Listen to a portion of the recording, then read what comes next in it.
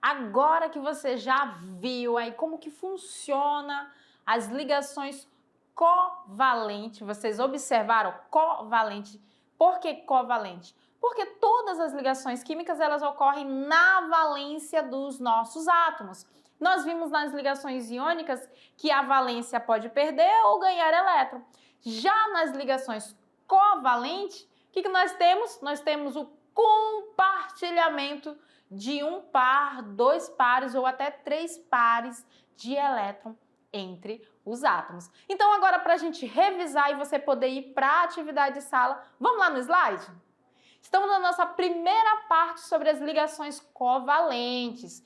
Enquanto nas ligações iônicas nós vimos que ela ocorria entre átomos que tinham baixa eletronegatividade, ou seja, muito elettropositivo, com outro que tinha alta eletronegatividade, nas ligações covalentes, nós temos aí a interação de átomos que apresentam alta eletronegatividade. É aquela questão, eu não vou perder elétron, o outro também não vai perder elétron, mas a gente precisa ter uma estabilidade com 8 elétrons na valência.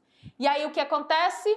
O compartilhamento de elétrons. Aqui nós temos a formação de moléculas, são ligações moleculares.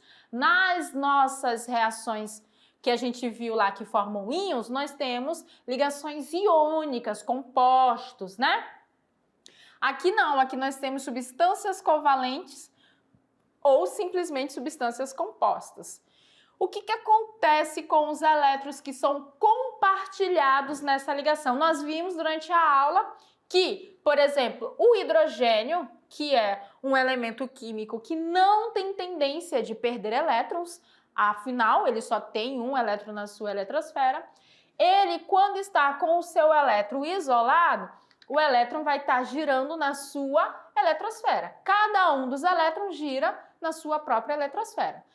Após a ligação que ocorre entre esses átomos de hidrogênio, eu estou falando da ligação entre eles dois, o que vai acontecer? Os elétrons vão estar girando ao mesmo tempo na eletrosfera do seu átomo de origem e também na eletrosfera do átomo que está ligado a ele. Existe aí um compartilhamento, né? A gente vai ter ali que por esse modelo de ligação proposta, supõe-se que os elétrons sejam atraídos igualmente pelos núcleos dos dois átomos. Nesse caso, eles têm a mesma eletronegatividade. Então, esse elétron aqui gira ao redor desse hidrogênio e também gira ao redor do núcleo do outro hidrogênio. Por isso, ligação covalente. E nós temos três tipos de ligação covalente. Ligação simples, quando a gente tem aí apenas um par de elétrons sendo compartilhado, sendo um elétron pertencente a cada átomo participante. Ligação covalente dupla, quando a gente tem... Esse cara não era para estar aqui. Quando a gente tem o compartilhamento de dois pares de elétrons, ou seja, cada átomo que participa da ligação participa com dois elétrons cada um.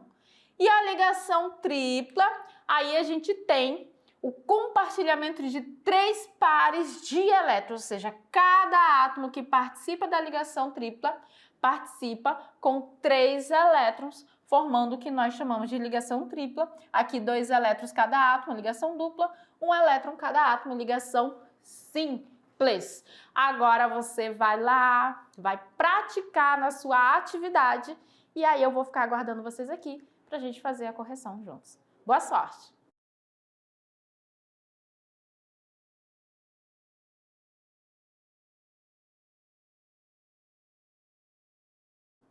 Vocês viram, né? São conteúdos bem mais teóricos do que alguns outros conteúdos que nós abordamos no decorrer da nossa disciplina, né? Então, assim, Aproveitem esses conteúdos teóricos, leiam sobre, refaçam as atividades, refaçam os exemplos, que é praticando que a gente tem uma fixação melhor do conhecimento. E agora, para a gente poder aprender mais, a gente vai, para o nosso Tirando Dúvida. Vamos lá? Questão de número 1.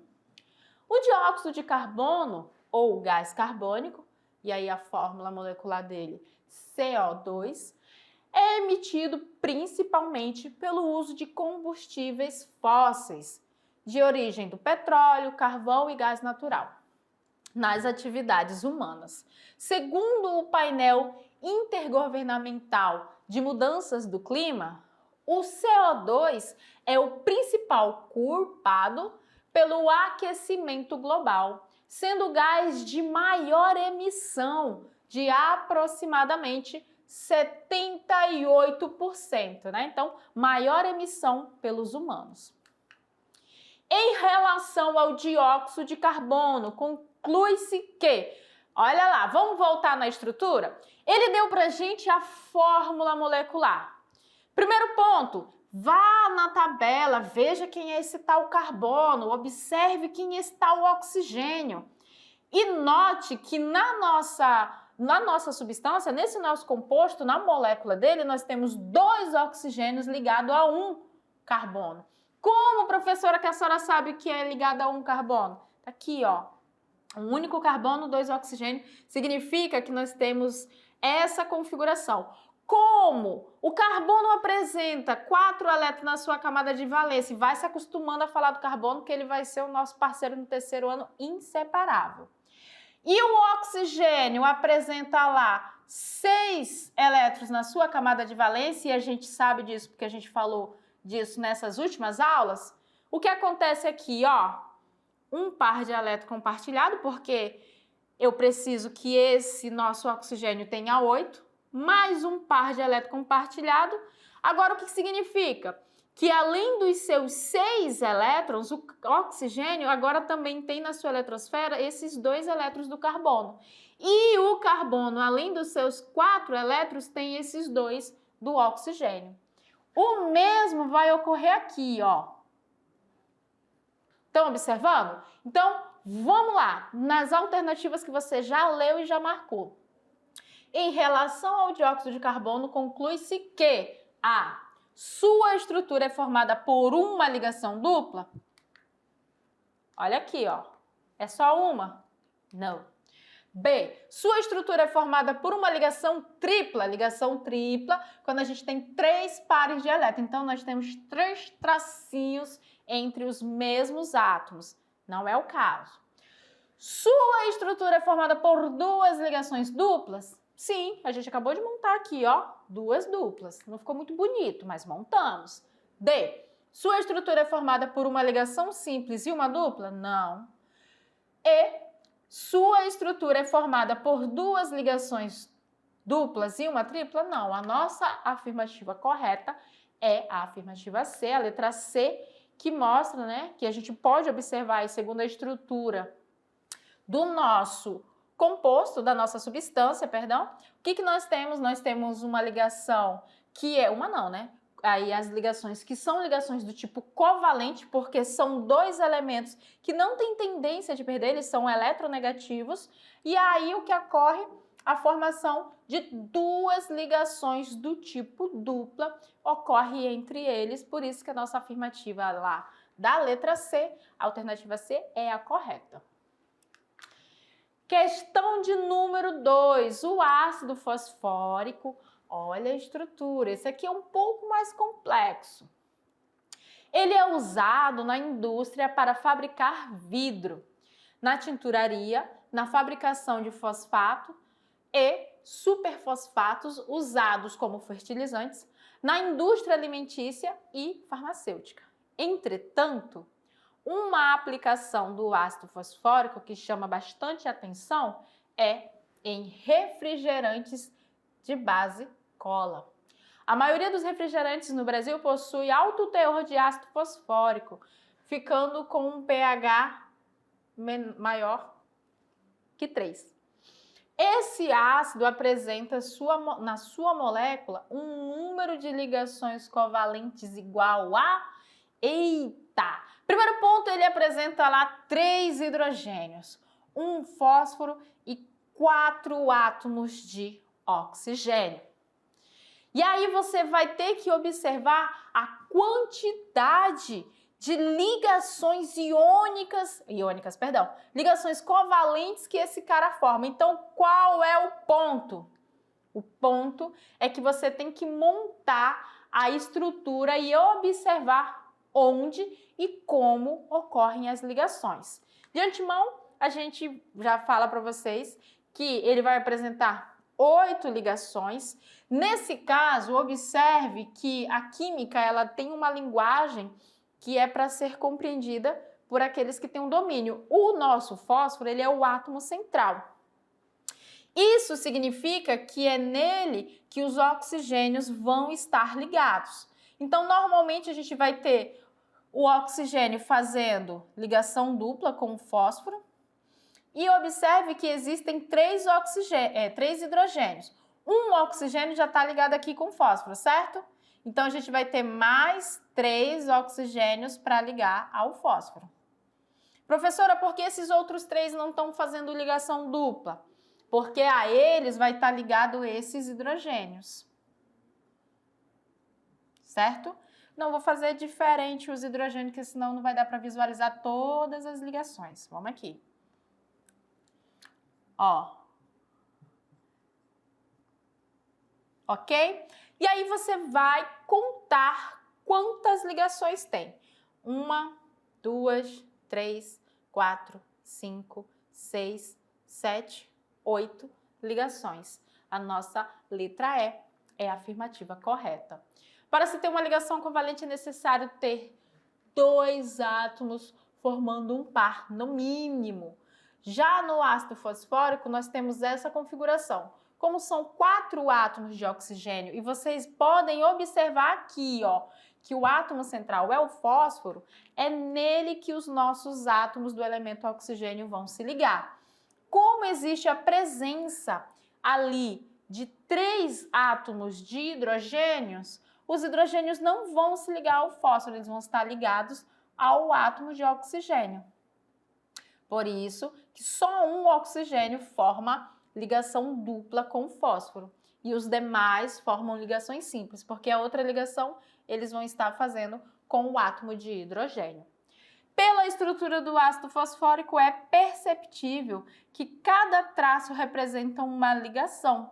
Logo, tem-se um total de 8 ligações do tipo covalente que ocorre entre esses átomos. Ai, professora, por que o hidrogênio aí está fazendo ligação covalente e não ligação iônica, já que ele é lá da mesma família do sódio na tabela periódica? Porque ele não é um metal, ele tem uma eletronegatividade razoável, né? Então, ele não tem tendência de perder elétrons, como os átomos dos elementos que estão aqui também são átomos de elementos que não têm tendência de perder. Todos eles estão formando o que nós chamamos ligação do tipo covalente. Tranquilo? E aí a gente vai para a nossa questão de número 3, se liga no Enem, e a questão diz o seguinte: é verdade que o sal ou cloreto de sódio e o diamante são ambos cristais. Isso é, possuem estruturas cristalinas organizadas em arranjos espaciais. Porém, a característica fundamental que diferencia um composto do outro e que é responsável pelas características de cada um, como dureza, é a ligação química que dá origem a cada uma dessas substâncias. Eles possuem ligações químicas diferentes. A ligação química que dá origem ao diamante é a ligação covalente, molecular ou monopolar. Já a ligação que existe no sal comum de cozinha é a ligação iônica, eletrovalente ou heteropolar. Com base no exposto, as substâncias que são formadas por meio de ligação covalente são, respectivamente, e aí ele deu várias substâncias para gente. E para você marcar aquela alternativa que apresenta as substâncias que são formadas por ligações covalentes. Primeiro ponto, observe sempre se as substâncias são formadas por átomos de elementos que não são metais, né? Ou seja, por átomos de elementos que têm uma alta eletronegatividade. Então vamos lá. Na letra A, a gente tem aqui o magnésio, tem o enxofre, tem o oxigênio. Esse cara aqui, ele é bem eletropositivo, enquanto esses são eletronegativos.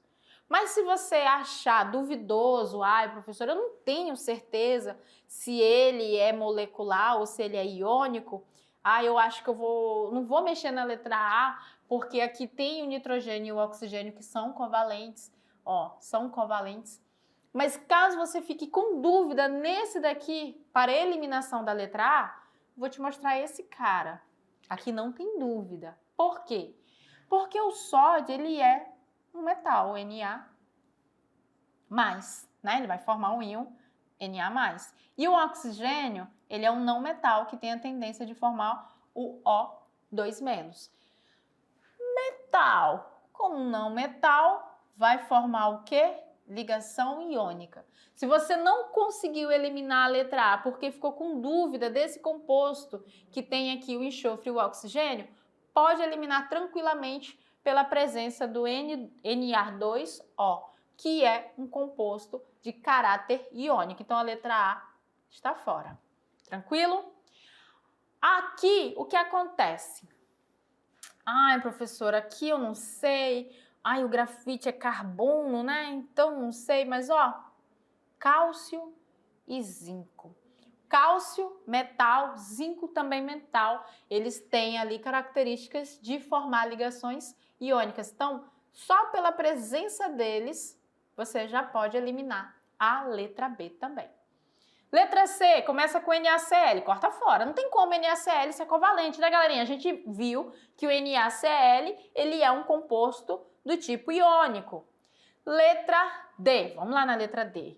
Olha só, hidrogênio não doa, não ganha, não perde, ele compartilha. Enxofre também não perde, oxigênio também não perde, todos elétrons negativos. Hidrogênio, nitrogênio, oxigênio, todos elétrons negativos. Fósforo e cloro, todos eletronegativos. Letra D para mim, corretíssima. Vamos pro próximo. Metal, não metal, não metal. Aqui é um composto que você pode pensar, com certeza é iônico, Cl2. Gente, o cloro, ele é muito eletronegativo e quando ele está ligado a outro cloro que também é muito eletronegativo, ele vai se ligar por ligação covalente.